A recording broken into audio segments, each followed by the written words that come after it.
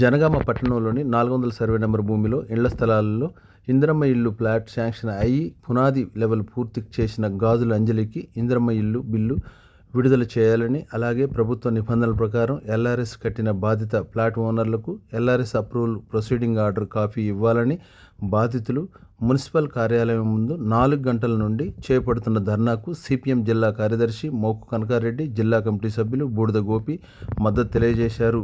ఈ సందర్భంగా సిపిఎం జిల్లా కార్యదర్శి మోకు కనకారెడ్డి మాట్లాడుతూ 2006 సంవత్సరంలో జనగామ పట్టణానికి చెందిన మాజీ కౌన్సిలర్ ఎండి ఇబ్రహీం భూమిని ప్లాట్లు చేసి విక్రయించగా పేదలు, రిక్షా కార్మికులు, హమాలీ కార్మికులు, భవన నిర్మాణ కార్మికులు, గుమస్తాలు, ఒంటరి మహిళలు, ప్రైవేటు గుమస్తాలు, చిన్న సన్నకారు రైతులు ప్లాట్లు కొనుక్కున్నారని తెలిపారు. ఎవరి ప్లాట్లో వారు కబ్జా కూడా కలిగి ఉన్నారని, కానీ ధర్మకృష్ణారెడ్డి అనే భూస్వామిని 383 సర్వే నెంబర్లు పట్టా కలిగి ఉండి అక్రమంగా 400 సర్వే నెంబర్ పట్టాలోకి చొరబడి పేదలను ఇబ్బంది పెడుతున్నారని ఆవేదన వ్యక్తం చేశారు. తక్షణం పేదలకు న్యాయం చేయాలని, ఎవరి ప్లాట్లో వారు ఇల్లు కట్టుకునే వాళ్లకు సహకరించాలని మున్సిపల్ అధికారులను డిమాండ్ చేశారు. ఈ విషయం 2024 సంవత్సరంలో జనగామ డిఐ సర్వే నిర్వహించి బార్డర్ గేటు నిర్ణయించడం కూడా జరిగిందని అన్నారు. కానీ మున్సిపల్ అధికారులను తప్పుదారి పట్టించి కృష్ణారెడ్డి పేదలను ఇబ్బంది పెడుతున్నారని, 400 సర్వే నెంబర్పై ఎలాంటి కోర్టు ఆర్డరు, కేసులు కూడా లేవని, కానీ అవినీతికి పాల్పడిన మున్సిపాలిటీ టౌన్ ప్లానింగ్ విభాగం అధికారులు ధర్మకృష్ణారెడ్డికి ఒత్తాసు పలుకుతూ పేదలకు అమాయకత్వాన్ని ఆసరా చేసుకొని ఇబ్బందికి గురి చేస్తున్నారని ఆవేదన వ్యక్తం చేశారు. 4 సార్లు ఇల్లు కడితే 4 సార్లు కూలగొట్టింది. తెలంగాణకి అన్నే పన్ను, పొద్దునకి అన్నే పన్ను, దొంగదాని వచ్చి కూలగొట్టింది. ధర్మకృష్ణారెడ్డి దగ్గర వీళ్ళు లంచం తీసుకోకుంటే ధర్మకృష్ణారెడ్డికే ఉందిపో అని ఎట్లా చెప్తారు సార్? ఆయన 383 సర్వే నెంబరు, మాది 400 సర్వే నెంబర్. మా ఇద్దరి మధ్యన మాకు తగాదాలు వస్తే కూడా మాకు ఏడీ సార్ వచ్చి మాకు గెట్ బార్డర్ పెట్టిపోయాడు. గెట్ బార్డర్ పెట్టి 383 సర్వే నెంబరు రోడ్లో పోయిందని చెప్పిండు.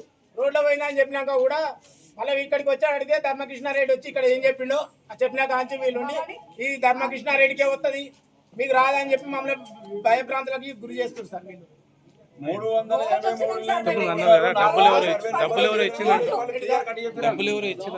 2 आदमी है सर, इन लोग एलआरएस बन दिए। एलआरएस बनो बोल के फोन मुंसिपल से फोन आ गया। वो लोग एक जन तो 20,000 के ज़्यादा पे किया और कहने 16-17,000 भेज दिया. ప్రాబ్లం సాల్యూషన్ వస్తుంది. డిమార్కేషన్ కావాలి. 2024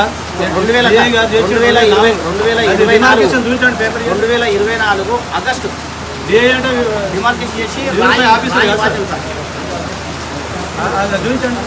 ఏదైతే నెహ్రూ పార్క్ నుంచి వెళ్ళి శ్మశాన వాటిక మీదుగా మల్లన్న గుడి వరకు పోయేటువంటి 60 ఫీట్ల రోడ్డు ఏదైతే ఉన్నదో ఆ 60 ఫీట్ల రోడ్డుకు 2006 సంవత్సరంలో జనగామ పట్టణానికి చెందినటువంటి మాజీ కౌన్సిలర్ ఎండి ఇబ్రహీం గారు మరి వారి సొంత భూమిని ఇళ్ల స్థలాలు చేసి విక్రయిస్తే మరి జనగామ పట్టణంలోని పేదలైనటువంటి రిక్షా కార్మికులు, ఆటో కార్మికులు, హమాలీ కార్మికులు, ప్రైవేటు గుమస్తాలు, చిన్న చిన్న వ్యాపారం చేసుకునేటువంటి చిరు వ్యాపారులు వీరందరూ కూడా కొనుక్కొని ఆ ప్లాట్లను కొంతమంది ఇల్లు కట్టుకున్నారు.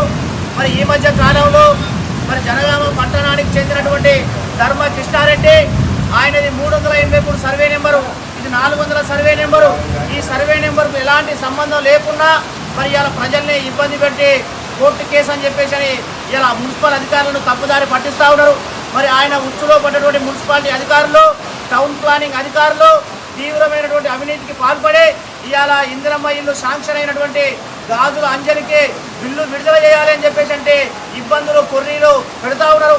అంతేకాకుండా మరి తెలంగాణ రాష్ట్ర ప్రభుత్వం రేవంత్ రెడ్డి సర్కారు ప్రతిష్టాత్మకంగా చేపట్టినటువంటి ఎల్ఆర్ఎస్ స్కీమ్ ఏదైతే ఉందో ఆ స్కీములో అక్కడ ప్లాట్లు కొనుక్కున్నటువంటి పేదలు దరఖాస్తు చేసుకున్నారు, ఎల్ఆర్ఎస్ కట్టిండ్రు. మరి వాళ్ళకు ప్రొసీడింగ్ ఆర్డర్ కాపీ ఇవ్వాలి అని చెప్పేసి అంటే ఇవాళ మున్సిపాలిటీ అధికారులు చిన్న చిన్న సాకులు చెప్పి ఇబ్బందులు పెడతా ఉన్నారు. ఈ సరియైన పద్ధతి కాదు. అందుకోసం పేదల పక్షాన ఉండాలి, భూస్వాముల పక్షాన, అదే రకంగా కబ్జాకోర్ల పక్షాన ఇవాళ మున్సిపాలిటీ అధికారులు నిలబడాలని చెప్పేసి ఈ సందర్భంగా తెలియజేస్తా ఉన్నాం. మరి ఈ విషయం జిల్లా కలెక్టర్ గారు, అదనపు స్థానిక సంస్థల ఏసీఎల్బీ గారు కూడా జోక్యం చేసుకొని ఇవాళ ఇందిరమ్మ బిల్లును అంజలిని తక్షణం ఇవ్వాలని చెప్పేసి ఎల్ఆర్ఎస్ కట్టినటువంటి మహాదేవు, అదే రకంగా బండ్రు సత్తయ్య, మిగతా వాళ్ళు ఎవరైతే ఉన్నాయో వాళ్ళందరి పొజిటివ్ ఆఫీసులు ఇవ్వాలి.